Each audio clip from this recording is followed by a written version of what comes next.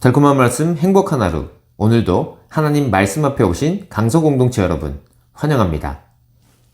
오늘 말씀은 마태복음 10장 16절에서 23절까지 말씀입니다. 보라, 내가 너희를 보냄이 양을 이리 가운데로 보낸 것 같도다. 그러므로 너희는 뱀같이 지혜롭고 비둘기같이 순결하라. 사람들을 삼가라. 그들이 너희를 공회에 넘겨주겠고 그들의 회당에서 채찍질하리라. 또 너희가 나로 말미암아 총독들과 임금들 앞에 끌려가리니 이는 그들과 이방인들에게 증거가 되게 하려 하심이라. 너희를 넘겨줄 때 어떻게 또는 무엇을 말할까 염려하지 말라. 그때 너희에게 할 말을 주시리니 말하는 이는 너희가 아니라 너희 속에서 말씀하시느니 곧 너희 아버지의 성령이시니라.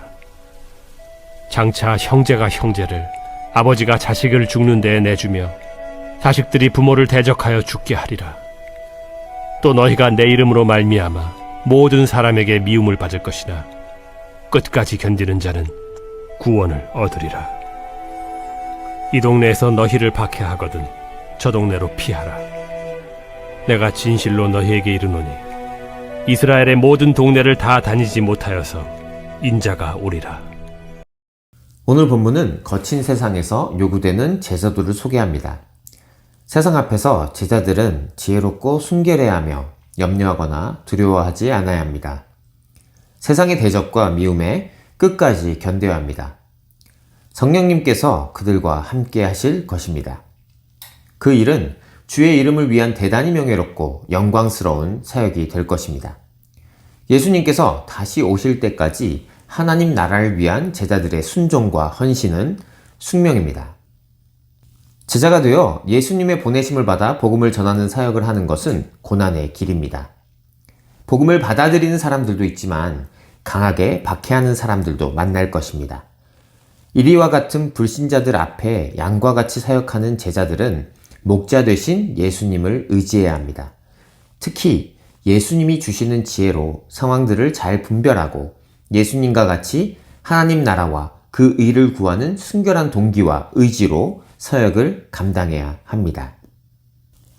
하지만 사람들은 제자들을 이단으로 몰거나 그들의 사역을 악한 것으로 여겨 유대 사법기관이나 로마의 사법 권력자들에게 넘길 것입니다.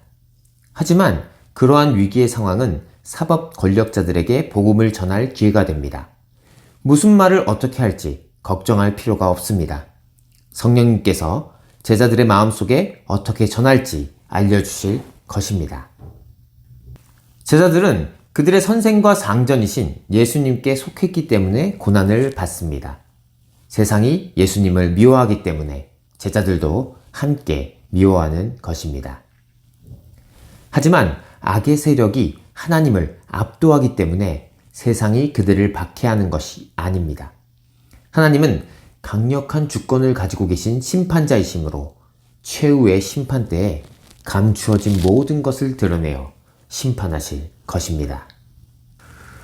예수님은 어둠 가운데 빛으로 오셨고 사망 가운데 생명으로 오셨습니다. 하나님을 대적한 세상에서 하나님의 주권을 선포하러 오셨습니다. 그러니 반대와 거절은 당연한 반응입니다.